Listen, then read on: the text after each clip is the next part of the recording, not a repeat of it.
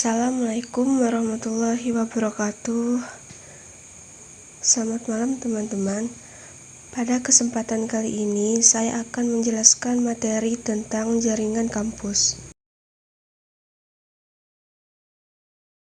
Adapun topik pembahasan yang kita bahas adalah pengertian, sejarah, jenis-jenis, komponen, perkembangan teknologi, dan tantangan. Sebelum masuk ke pembahasannya, izinkan saya untuk memperkenalkan diri. Perkenalkan, nama saya Nur Syafira dengan NIM 3202302302067 dari kelas MIF 4A, Prodi Manajemen Informatika dan jurusan Manajemen Informatika. Jaringan kampus merupakan infrastruktur penting yang memungkinkan berbagai perangkat di lingkungan kampus untuk saling terhubung dan mengakses internet dengan aman dan efisien.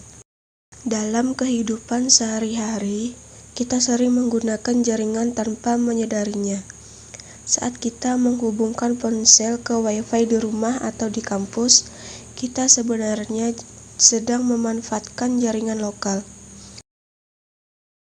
Jadi, jaringan kampus adalah jaringan area lokal atau LAN yang dirancang untuk mencakup wilayah terbatas seperti universitas, perusahaan, atau pusat perbelanjaan. Dengan jaringan kampus, mahasiswa, dosen, dan staf dapat mengakses internet serta berbagi data dengan lebih mudah. Sejarah perkembangan jaringan kampus dapat dibagi menjadi beberapa generasi, yaitu generasi pertama, generasi kedua, dan generasi ketiga. Pada generasi pertama di tahun 1980-an, jaringan Ethernet mulai diperkenalkan dengan standar IEEE 802.3. Pada masa ini, jaringan kampus masih menggunakan kabel twisted pair dengan router sebagai penghubung antar jaringan. Pada generasi kedua, di tahun 1990-an, perkembangan teknologi internet khususnya World Wide Web atau WWW meningkatkan kebutuhan bandwidth dalam jaringan kampus. Hal ini mendorong pengembangan switch layer 3 yang mampu melakukan routing data dengan lebih cepat. Memasuki generasi ketiga pada awal tahun 2000-an hingga sekarang, Wi-Fi mulai digunakan secara luas di lingkungan kampus. Pada awalnya, Wi-Fi hanya diterapkan dalam jaringan skala kecil karena adanya keterbatasan dalam keamanan dan kapasitas jaringan. Jaringan kampus dapat dikategorikan berdasarkan tujuan penggunanya di berbagai lingkungan. Masing-masing jenis memiliki karakteristik unik yang disesuaikan dengan kebutuhan penggunanya. Berikut adalah beberapa jenis jaringan kampus yang umum digunakan. Yang pertama, jaringan kampus perusahaan. Jaringan kampus perusahaan ini digunakan oleh organisasi bisnis untuk mendukung komunikasi internal, operasional, serta pengelolaan data karyawan dan pelanggan. Jaringan ini biasanya bersifat tertutup dan hanya dapat diakses oleh pegawai perusahaan yang telah terdaftar dalam sistem. Yang kedua, jaringan kampus pendidikan mencakup lingkungan akademik seperti sekolah, universitas, dan institusi penelitian.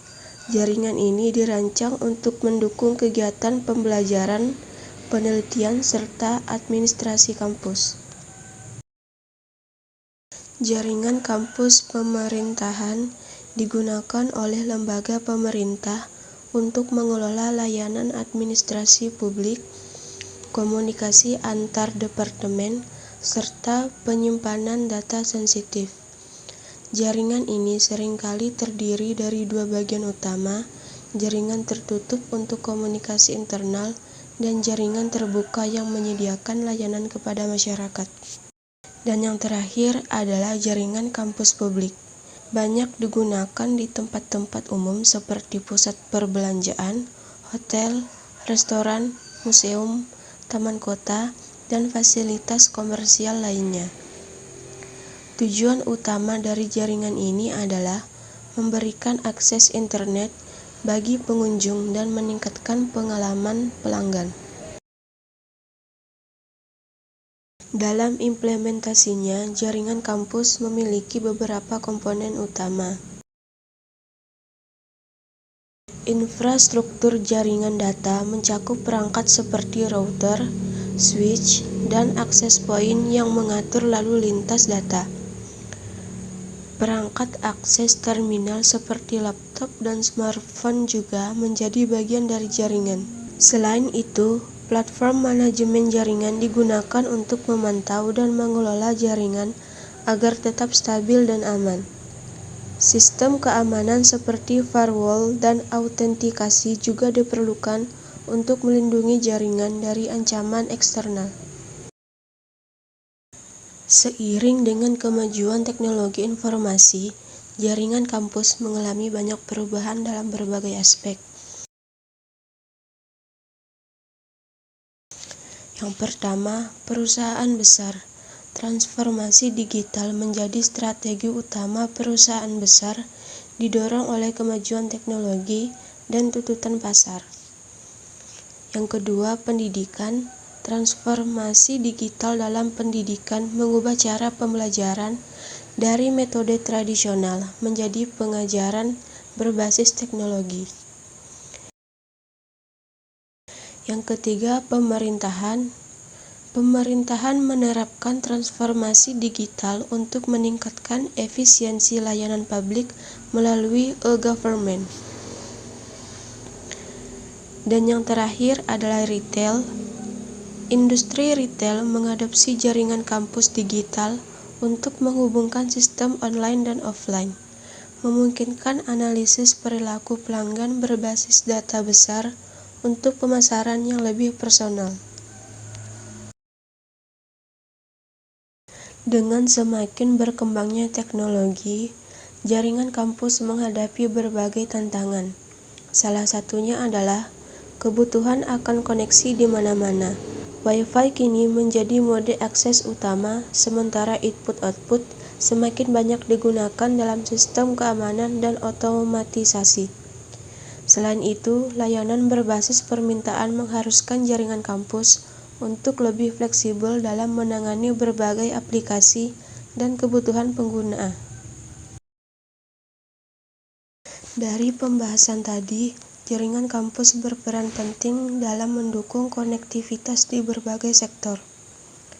Perkembangan teknologi seperti Wi-Fi, input-output, cloud computing, dan AI meningkatkan efisiensi, tetapi juga menghadirkan tantangan seperti pengelolaan skala besar dan keamanan siber. Untuk mengatasinya, diperlukan automasi, keamanan berbasis AI, dan sistem jaringan cerdas. Di masa depan, jaringan kampus akan semakin otonom dan adaptif, memastikan koneksi yang lebih aman, efisien, dan mendukung transformasi digital. Sekian penjelasan materi dari saya.